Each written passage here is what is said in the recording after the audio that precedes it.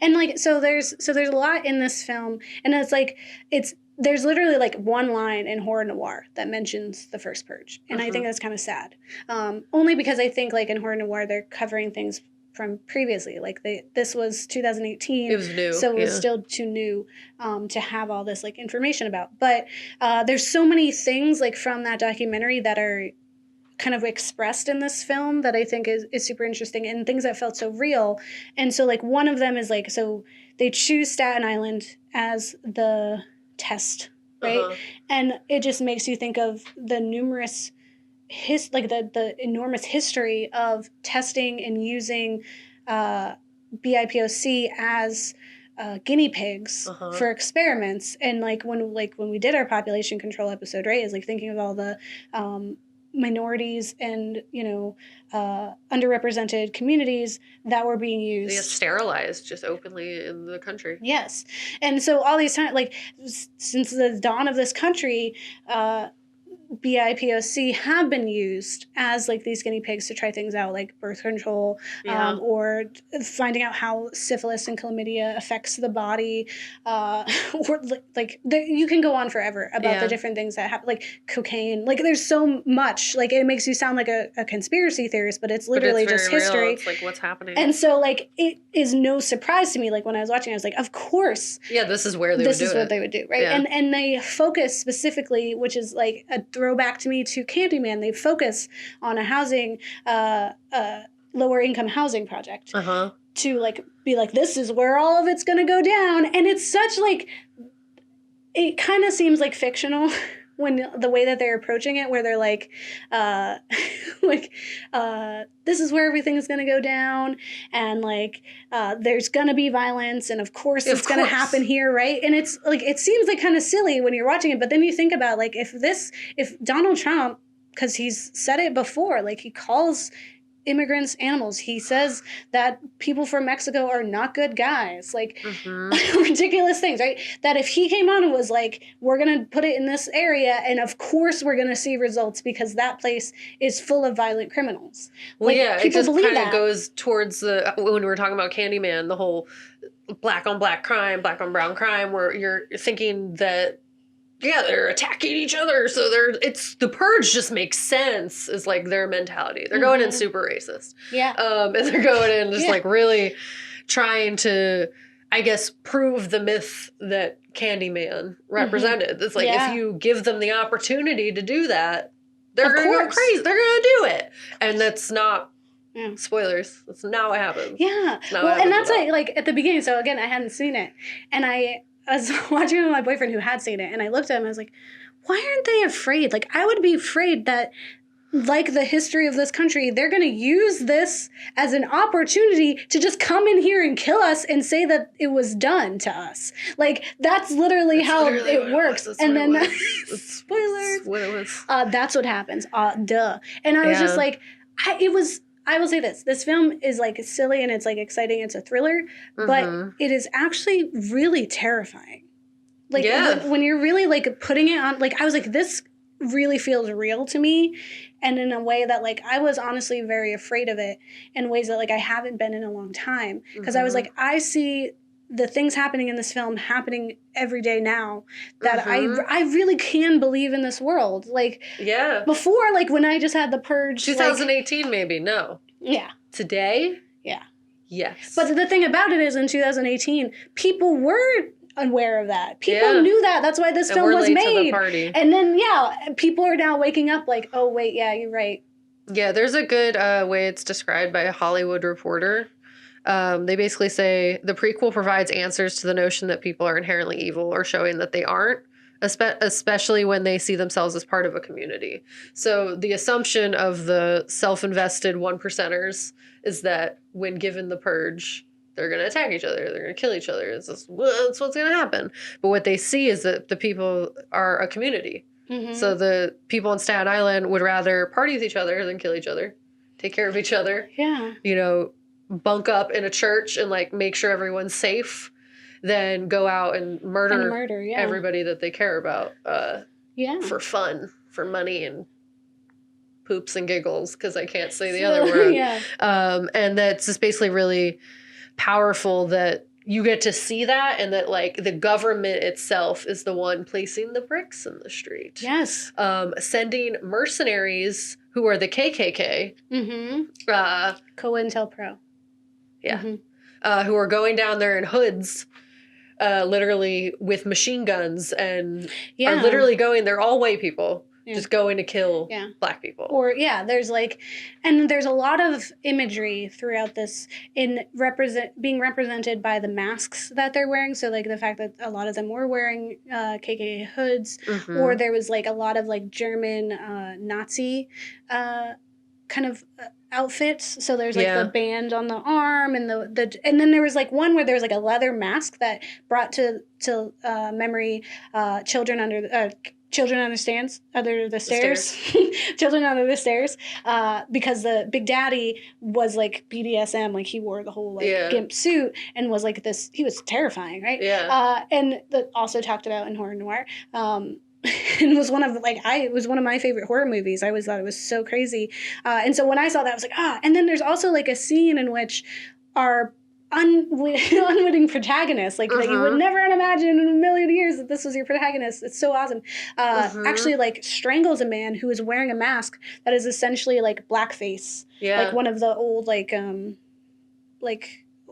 puppet kind of looks and like stereotypical cartoons of blackface of like, this is what the black man is like. And so like for him to strangle the life out of this, like that mask, right? Yeah. So there's so much imagery. And then he takes it off. Yeah, and it's like, no, your face. Because, like, we talked about this in Watchmen, right, is that masks make you cruel. And it hides you from the reality and allows you to kind of live out these fantasies where you're the vigilante. Like, these people thought they were doing the right thing. And money has all the power, right? It's like they knew that these people would stay because they need that money. Yeah. And that despite how... I feel like they also felt like they would never have to pay it because they would all get killed. Yeah, no, absolutely. I was like, there's no way they're going to pay for this. Like, I was like...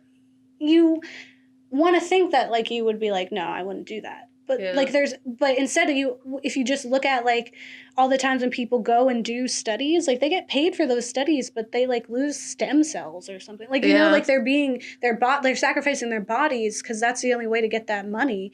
And if you're really in need of it, you might sacrifice a lot more than you thought you would. Yeah. When you're put into that position. So I definitely believed that this could happen, and I was like, you know where it's going, and you know that's scary. But there's so many things. There's like the first crime was actually a guy who was gonna blow up an ATM, which literally happened in the city. And like people were like, oh, why are they doing that? It's like, why not? Like, like murder is not the first step in the list of crimes to commit. Like, capitalism exists. It has been exploiting people for centuries. I don't even know how long humans have been, but like, you know, for as long as money has been exploiting us. It's been a terrible time. Yeah. So like, it does not shock me at all that they would go for the ATM. If I was going to go out and commit crimes, that's the thing I would be doing. Money, right? And like, that's the thing, too, about, like, people who complain about the way that people are protesting police brutality and white supremacy in this country, is that people have a problem with, like, the fact that they blew up ATMs and that there's looting. And it's like, you don't understand that the existence of those ATMs and them being there, and the fact that they do not have money and that they can't have access to these places are also a part of the problem. Like that isn't there. That's not a separate issue. It's a part of the those are one and the same. Like this is so ingrained in everything, right? It's institutional. It's a part of what America is, and so each one of those attacks, like. You might say, like, you're distracting from the real issues. Like, no, that is the real issue. These are all the issues. Like, it's like not that one young woman who had that really, like, great speech. And then it was followed up by another woman who had another really great speech that was basically just, you are the one, like, you've been looting black bodies for years. Like, don't yell at us. Like, the Tulsa massacre. And then, like, you taught us this violence. We did not, like, we're just existing, and you come in here and murder everybody, and it's, can't curse, man. You know? It's 1, 2, and you can't. So. It's messed up. So it's just, like, kind of tying back to that, where it's like, this isn't, it's all a part of the same thing. We're protesting this. This is the problem. And it's like, you're lucky we want equality and not vengeance, right? And that's the thing, too. And I think, like, so the first crime was actually going to be that ATM. And I was like, they're not going to report that, though. Because they don't see that as a crime. They wanted murder. They want to bring to light and to life the narrative and the urban legend of black on black crime. They believe that so powerfully that they think, of course, that Staten Island's going to kill each other because that they already do it, right? Like that's the idea, right? And so we do have a character, Skeletor, right? And as soon as he showed up on screen and he's having this monologue about how he wants to murder. We were definitely worried about how the film was going to go after that. When I saw him, I was so upset because I was like, the problem with that is that we're getting this villain like in our face that we're supposed to hate. And I didn't. I was sad because I was like, what that, like, it sucks to see this man because all I could think of was like that. He needs help. He needs support. And he's in a world that he's cut off to that. He's being exploited and uses this tool to keep on propagating this propaganda, right? And this idea. And so it just like infuriated me to see him on there and to see this like this cartoon character version of someone who's very clearly hurting and isn't even like, cared about in his own community.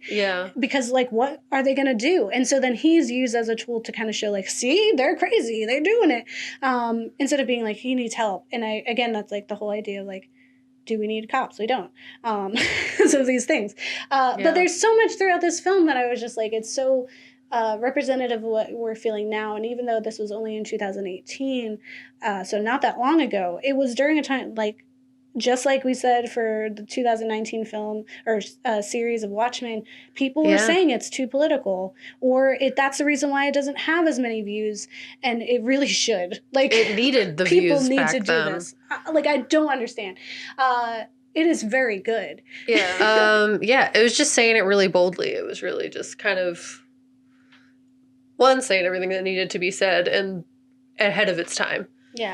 But I realize now that I didn't actually finish my quote of how great it kind of did this whole thing. But it said there from the Hollywood Reporter said that it was something powerful about the fact that the neon tinged block party that breaks out before, like, that they're celebrating their community essentially instead of murdering each other. Right before all the agitators are sent out under the guises of the uniforms that people of color fear most. So you have, as you said, the arm cuffs, the police officer uniforms, there's the people in KKK, literally just like strolling about and just very obviously not from there.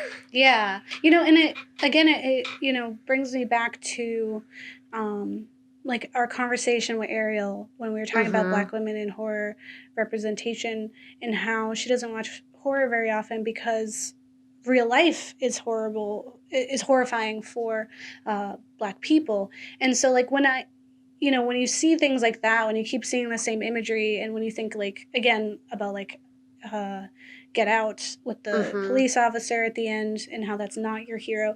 And like in this film, like you knew from the beginning, there's no illusion that this government is a good guy. These people are going to take care of them. Like you knew it was insidious. You knew the whole time. And to have these protagonists that are people of color and to have all this imagery that is like really just in your face. Like there's again, we're in spoiler town, where there's a bunch of people who are seeking refuge in a church. And they're, just hunkered down with their community. And when they send in these white supremacists and other horrifying villains, right, they end up shooting and murdering in this church.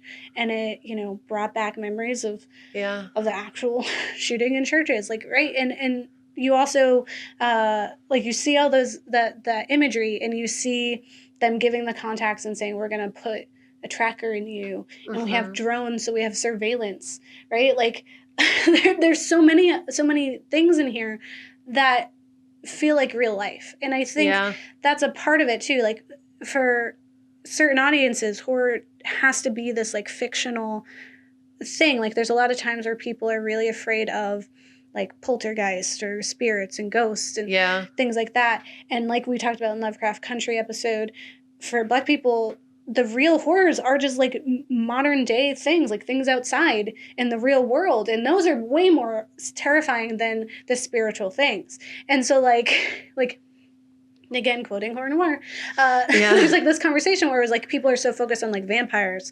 and Frankenstein, right? But the real monsters are actually like, she says like the real one of the women, I can't remember her name right now, she says the real vampire is you're married to him. He's like sucking the life out of you, and he's abusing you and harming your child. And like there are these things that, and like the fact that this is a film that is classified as horror, and it really is just like a representation of the real world. Like it isn't that far-fetched at all. Like like if they decided, like if we, like, not very far from having the founding fathers in our government, right? Like we have that all the time. We have, you know, Donald Trump in there. There's like little snide hints to him where like she's being like attacked, and she like yells and she says stop. She's like, don't grab. I don't know if we're allowed to say that. I think you're allowed to say it. She says, don't grab my pussy, right? Yeah. And I was like, that's like, she's literally, that's a nod to Donald Trump. Oh, yeah. Absolutely. And it's even in one of the article, the Hollywood Reporter one, it says that